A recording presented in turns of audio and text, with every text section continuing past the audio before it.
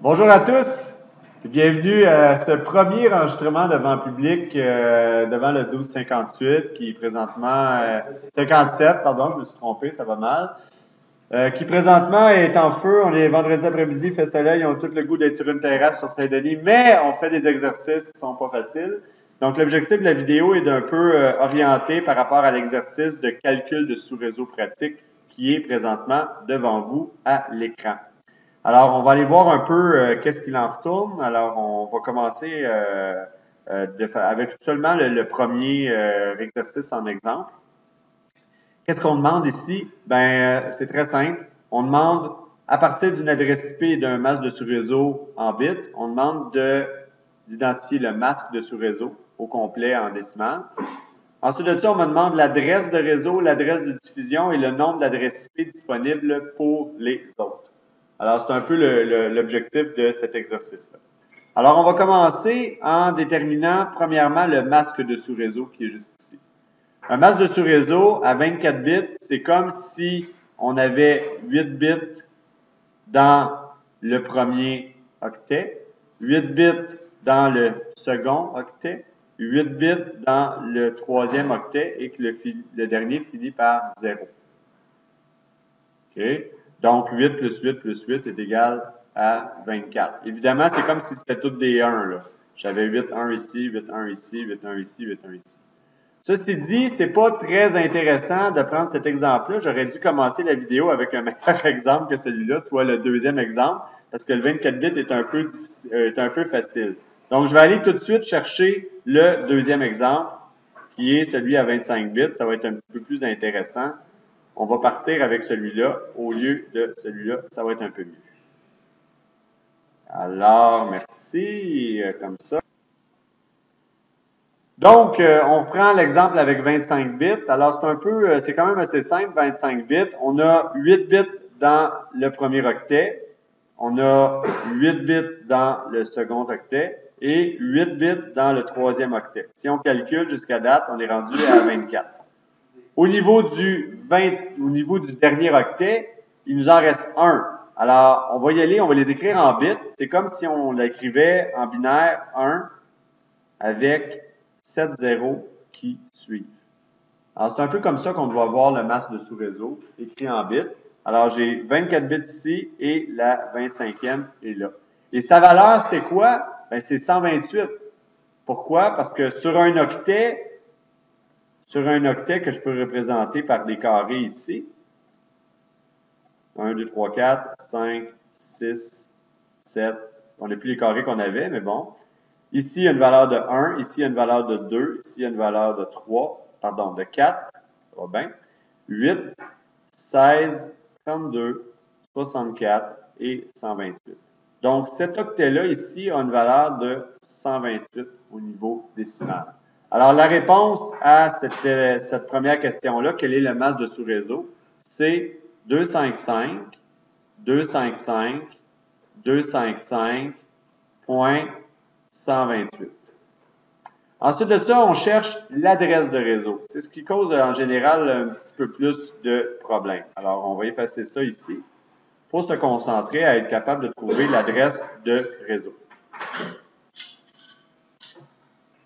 Alors, il y a beaucoup d'interférences dans la salle. Les gens ont besoin de manifester leur présence grâce à du bruit, mais bon, c'est correct. L'adresse réseau, ici, comment on fait pour la trouver?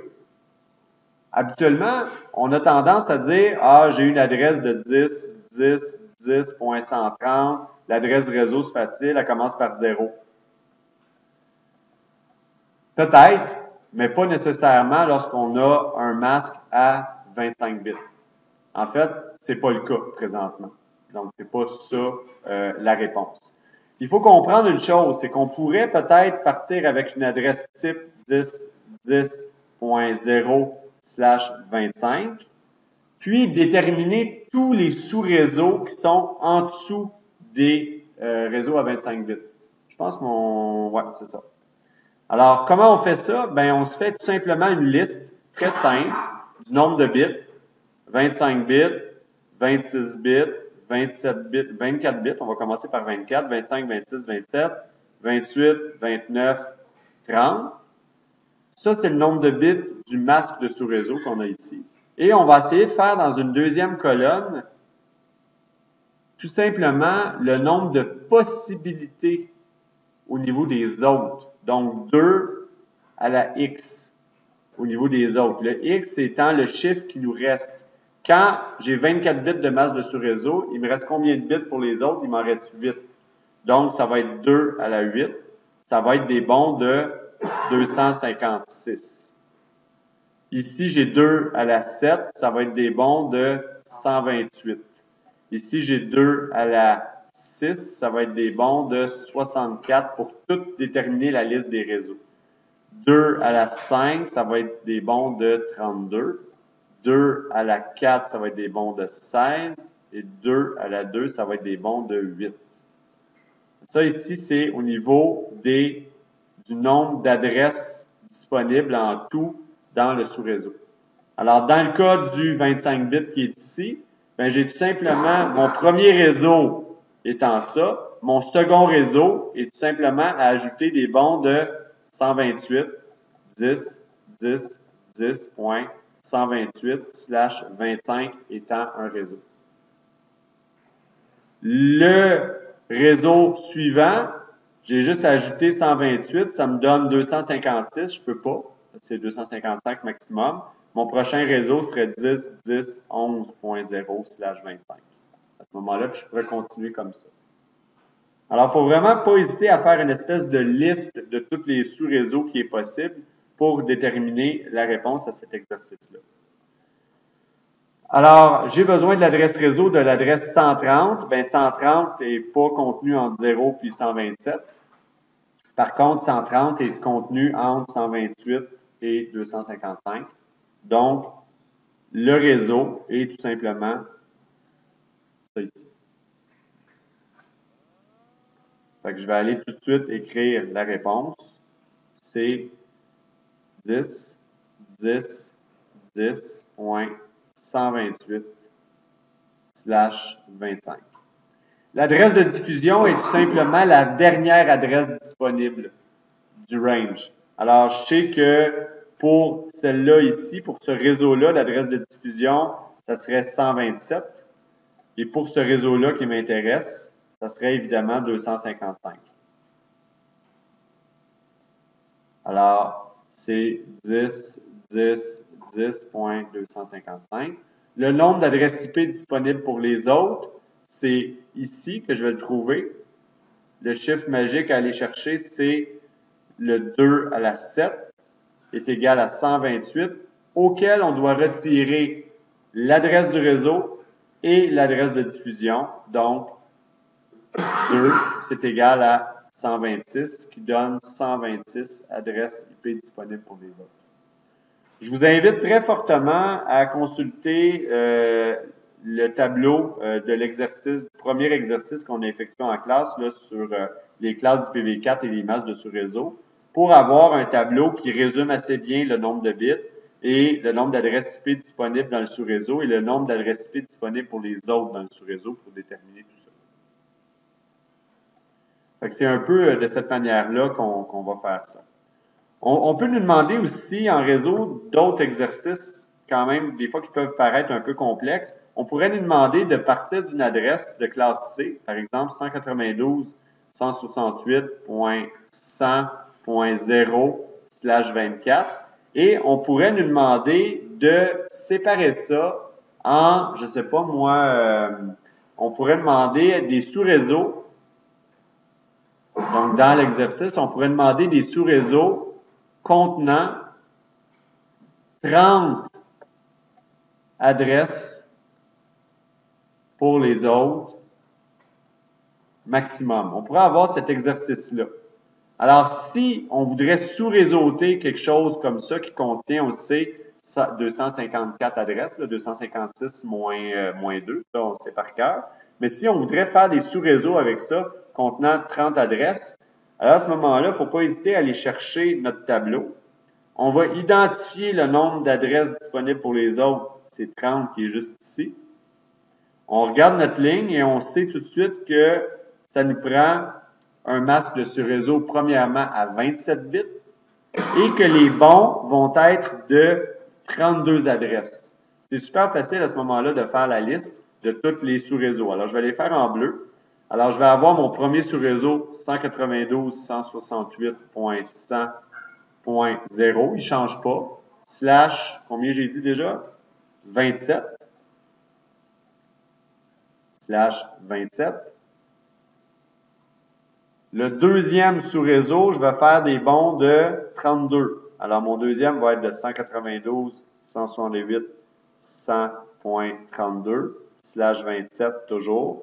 Le troisième, 192.168.100.64 slash 27, etc., etc.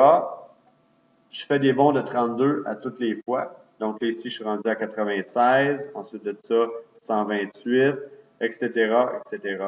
Jusqu'à 240. Pardon, jusqu'à 224 et non pas 240. Je me suis presque trompé. Alors, 224 qui va être mon dernier réseau, slash 27. Et quand je regarde quelque chose comme ça, ben, dans le premier réseau qui est ici, je suis capable de déterminer que mon adresse de diffusion va être 31 et la première adresse IP va être de 1, puis la dernière adresse IP va être de 30 que je vais pouvoir attribuer à des autres. Dans mon deuxième réseau qui est ici, 32, ma diffusion va être 63. Ma première adresse IP que je vais pouvoir attribuer à des autres, c'est 33. Puis ma dernière adresse IP que je vais pouvoir donner à des autres, c'est 62. Alors, ça me fait comme une liste, une panoplie là, sous réseau numéro 1, sous réseau numéro 2, sous réseau numéro 3, etc., etc. Alors, moins j'ai d'adresses pour les autres, plus j'ai de sous-réseaux et vice-versa. Et nous avons une question dans la salle.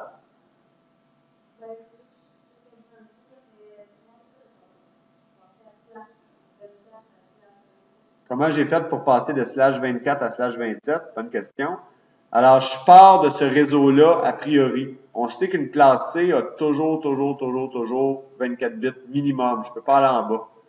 Et on me dit, OK, c'est bien beau, là, mais tu as trop d'adresses dans ce réseau-là. Tu dois découper ton réseau en plus petits réseaux. Alors, tu vas changer le masque conséquemment. Et tu vas me faire des sous-réseaux qui contiennent maximum 30 adresses. Pour des raisons de sécurité, des raisons de routage, des raisons de limiter la diffusion, on va vouloir le limiter. Alors, à ce moment-là, on va chercher dans notre tableau le masque de sous-réseau qui pourrait être le plus pertinent pour notre réseau. Dans le fond, on regarde pas vraiment le masque, on regarde le nombre d'adresses disponibles pour les autres. Okay, le tableau part de 23 bits jusqu'à 30, là, mais ça répond à la grande majorité des besoins en général qu'on retrouve dans le marché. Fait que disons qu'on a besoin de 160 autres, ben on n'aura pas le choix de prendre 254, soit un masque de 24 bits. Par contre, si tu n'as jamais plus besoin que 100 autres, ben tu peux très bien prendre 126 comme maximum, te retrouver avec un masque de 25 bits. Alors là, l'exercice m'imposait 32 adresses au niveau des bons, puis 27 bits au niveau du masque de sous-réseau. Alors, c'est pourquoi on s'est retrouvé de 24 bits à 27 bits ici. C'est à cause de la demande qui est là. Faut pas l'air. Et voilà. Donc, c'est un peu ça qu'il fallait faire dans cet exercice-là qui était ici. Je vais juste effacer un peu, faire l'espace. Alors, pour chacun des adresses IP, vous devez déterminer le masque en fonction du nombre de bits. Vous devez l'écrire en simplement numérique, en décimal, c'est-à-dire. Vous devez déterminer l'adresse réseau, l'adresse de diffusion, puis le nombre d'adresses IP disponibles pour les autres. Ça, vous vous fiez au tableau tout simplement. Dans le deuxième exercice, je vais faire des sous-réseaux pour un réseau local à partir de l'adresse 10.10.10.0/24. C'est exactement la deuxième exemple que je vous ai fait tantôt. Comportant assez d'adresses, cette fois-là, pour 19 autres. Donc, vous veillerez à choisir le bon masque de sous-réseau dans ce tableau-là, de façon à pouvoir faire la liste de tous les réseaux. ce qu'il fallait démontrer.